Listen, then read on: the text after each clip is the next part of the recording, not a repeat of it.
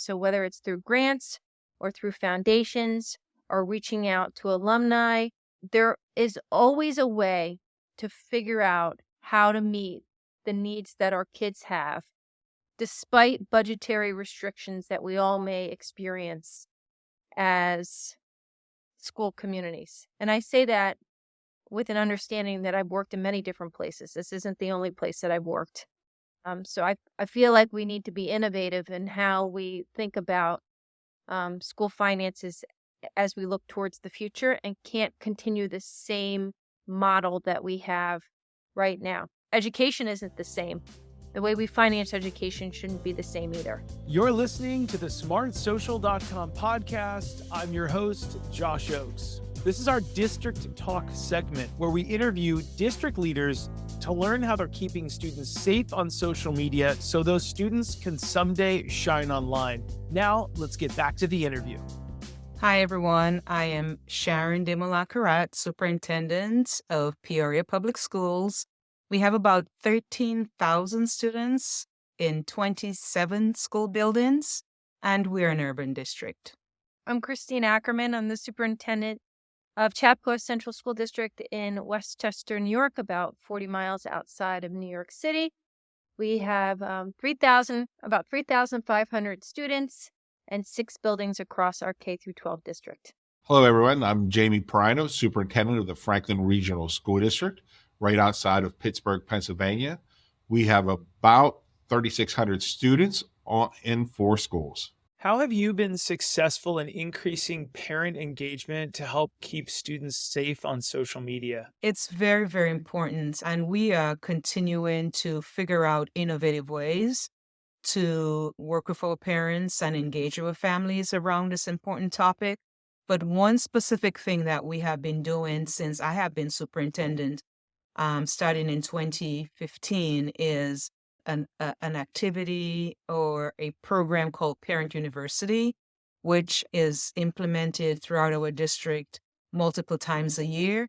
And so we'll have 2 large district-wide events with a variety of topics and fun things for the parents. So we might go to the zoo, we might go to the apple orchard.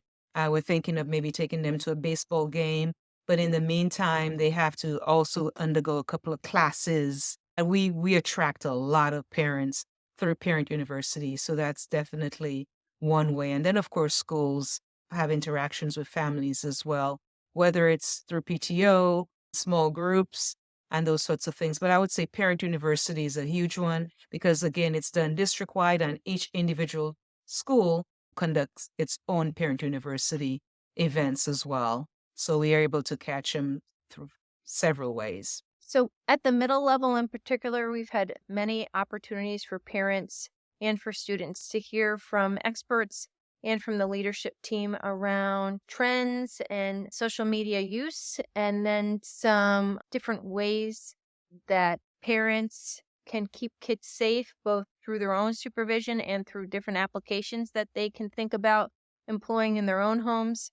Our computer-based systems that our kids use for instruction that they're able to take home with them have built-in safety guards. So what we really focus on are those individual devices that kids use that aren't our own, and helping parents be proactive about what sites kids are on, what those sites look like, and then how can we help parents monitor that behavior. And then with our students, we talk about things that they need to be thinking about in terms of being a responsible social media user and their social media imprint and how that impacts them as they move forward in their future. In our high school classes, it's more like embedded within the day-to-day interactions with their teachers. We have a real concerted effort at our middle level to really help kids develop skills to keep them safe online. That success comes from constant effort. The success in terms of educating parents is really about making them partners. We have events at our school, and we incentivize parents to come to it, where we educate them on technology as well as digital citizenship and what our expectations are of students and ways that they can be partners with us and work with their own children to promote the concepts that we're teaching the students. On another end, when we have parents in, we force that subject into whatever we're doing. And so that open and honest conversation is really important. And so whether it's something that we're doing around an open house or a school event, or it's specialized where we're bringing in using the Pennsylvania Attorney General's office or a local police department or Pennsylvania State Police or Google, and bringing them in to do sessions with students and parents, we really intentionally and strategically engage parents. The other thing we do is we communicate through social media, and we get the message out to our families about new and upcoming things in technology and social media, and essentially educate them over that on topics that may be new to them, whether it's ways that they can use it as a tool or things that they need to watch out for. Are there any stories that might come to mind about any social media incidents that you've been able to get in front of or perhaps avoid by being proactive? It's an ongoing thing for us. We have a very active group, and whether it's a teachers union getting on there or parents getting on there, not this year, but last year, a couple talked about the food and would have pictures of the food. And actually what we've done this year is as a result, we've brought in a new provider and worked collaboratively with parents as well. And they were part of that process. So that was very, very good. And yeah, it happens a lot. And my board president, my board members will say, hey, there's this situation or that situation. And unfortunately, sometimes the majority of the information is inaccurate, but you still have to get ahead of it. I had a situation this morning where I had to respond to it. I sent all my board members. There was a situation about, art has been cut in this school and that school and this school and that school. And none of that was really true. And just sort of educating them and sharing with them what the truth is. And I just look at it as an opportunity to continue to educate the community and staff and everybody else. Unfortunately, it's which I don't like because I'm not really a social media person because it could really take up a lot of your time. I mean, my work in a district, it's a large district, it's urban. There are a lot of work to do and there are lots of moving parts. So I said to my board president, I'm like, hey, I would that little positive energy that I have remaining, I would like to focus on student achievement, student improvement. But yes, I know it's important and we're going to get ahead of it, but let's not live on Facebook either or social media. So I feel like our district is really strong at getting ahead of major events that would be happening in our larger community that our students would be experiencing in a certain way on social media with our families and providing resources to them to help talk with their children at home about what they may be seeing and exposed to when they're online, independent of us and independent of their parents. So, for example, when we had the Capitol riots, when that happened, we made sure we pushed out resources to parents immediately to talk with their children around what they could be viewing, even though they wouldn't be viewing that information specifically in the context of our classes. We knew our kids would have that exposure online, or they may be having that exposure from their own families at home. So I feel like we're pretty strong at anticipating the impact of different events in society on our kids and helping our parents navigate those outside of the walls of our classrooms. Well, I really think because we've been proactive and we've really educated parents, when we've had situations that could become exacerbated in school and escalate because of our education that we've done with parents, a lot of times they're more aware and they're more proactive in informing us as things begin to bubble, as things begin to surface. And that enables us to be far more proactive. There have been numerous times where we've received information about things happening online that it has enabled us to react before students even come in the door. But that ability to react was created by being proactive. Now, what would your advice be to other educators and other administrators to work together to create a culture of digital safety and responsibility in their schools? My advice would be collaboratively establish clear and comprehensive policies on digital safety and online behavior and those sorts of things. And then also offer professional development opportunities for educators and administrators and even parents regarding social media. And we can do a lot more with that. I remember years ago, I sat in on a social media presentation and professional development training. Boy, that was very, very, very powerful. And so parents also need to be involved in discussions around social media, digital safety, keeping open communication between the school, the teacher, the student, and the parent. And I think collaboratively, if we work together amicably, we can overcome anything. I think that it's important for leadership to be aligned in throughout different school communities and how they're going to approach internet and social media safety, because often there are interactions that overlap communities. And if we have a coordinated response about how we are going to approach educating and supporting our kids when they engage in social media practices, I feel like that'll lift the level of interactions that our kids will have with each other in a positive way.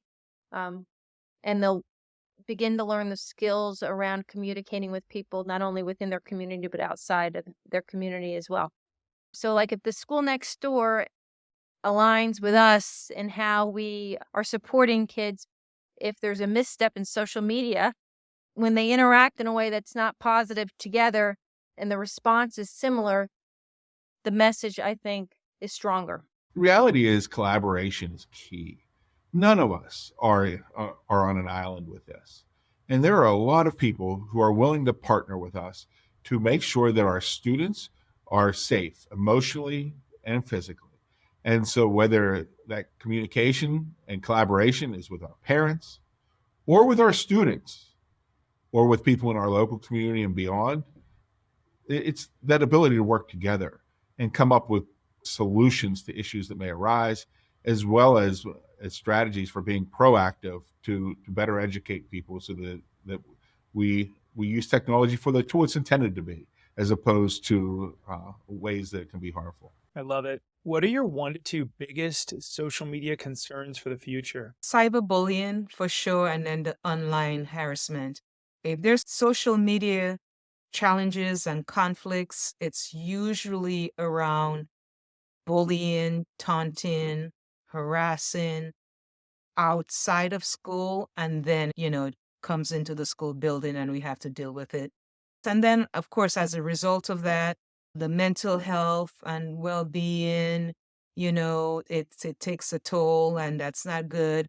And then really another big one is the pressure to maintain a certain online image while comparing to others online can lead to anxiety, depression, and other mental health issues. So it could be a very big problem. My biggest social media concern are the images that students are exposed to without their parents or our knowledge, and the impact of that on them social emotionally. I look at the whole data privacy piece, and so when I look at a concern, that responsibility as a public entity to the best of our ability to protect student information and student privacy at a time when those people who want that information are becoming more creative and more innovative, we have to keep up with them.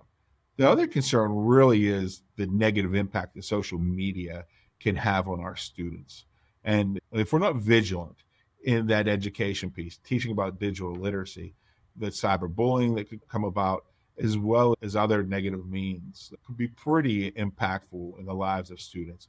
And so I look at things that are really external factors pushing in on the school, but the reality is we have a tremendous responsibility to equip our students and our families, as well as our educators, with the skills that they need to navigate what can be a pretty treacherous digital landscape. Funding is difficult across the country. It's an issue. What advice would you give to other districts to secure funding to create the resources that parents need? I would just say continue to explore local, states, national grants. Check out foundations. We have some very generous foundations in our community that are very supportive of the work that we're doing, especially when it comes to education, technology, and youth development. They're very receptive to that. And so look for grants specifically aimed at promoting digital citizenship, online safety, or parental engagement. Even they can collaborate with businesses. We do that. We have Caterpillar. They're very supportive of the work that we do. They fund a couple of things that I'm working on, and they are very generous with that, and other community stakeholders as well. They could also talk with parent-teacher organizations and those associations to see how local funding can assist. We're very good. We, as a district, we bring in about 20 million in external funding. I have a great grant writer, Dr. G, and but that would not even include her. I mean, we could just sometimes making a phone call to a foundation. Peoria Public Schools, we do have a foundation as well. Very, very supportive. They're doing amazing work, providing classroom grants to our teachers and lots of other supports, uniforms, supplies, families who are having challenges with rent, if there are emergencies, a fire, something like that, they help out as well. So, the Gilmore Foundation helps, Caterpillar helps, Peoria Foundation. So yeah, there's a lot of supports in Peoria, which I'm thankful for. I'm in a public school, and I feel like public schools need to begin to take advantage of their alumni base for support in the same way that private schools do. And I feel like funding shouldn't stop any school district from getting what our students and our parents need in order to grow and thrive. So whether it's through grants or through foundations or reaching out to alumni, there is always a way to figure out how to meet the needs that our kids have, despite budgetary restrictions that we all may experience as school communities. And I say that with an understanding that I've worked in many different places. This isn't the only place that I've worked. So I feel like we need to be innovative in how we think about school finances as we look towards the future and can't continue the same model that we have right now. Education isn't the same. The way we finance education shouldn't be the same either. Well, a lot of things are free. There's a lot of information out there that you can go get to help support that education piece. And so the things that you do are available. ASA, if you're a superintendent, has a lot of toolboxes and resources to help you in your efforts as a school system. Also, knowing that as a school system, your insurance companies, working with your insurance companies to make sure that you have all the proactive measures in place in that regard. Also, looking at partnerships with business and industry. They've been at the forefront of technology and how to use technology and the need to be proactive in terms of that digital image and as well as data. And so it's really building those partnerships, looking for grant opportunities, taking the resources that are out there and coming together as a team, as a group that includes your parents, includes your students and your partners, and coming up with a strong strategy and plan to do just that. Thanks for listening to our smartsocial.com podcast. I'm your host, Josh Ochs. This was our District Talk segment where we interview school district leaders to learn how they're keeping students safe on social media so those students can someday launch into their future by shining online.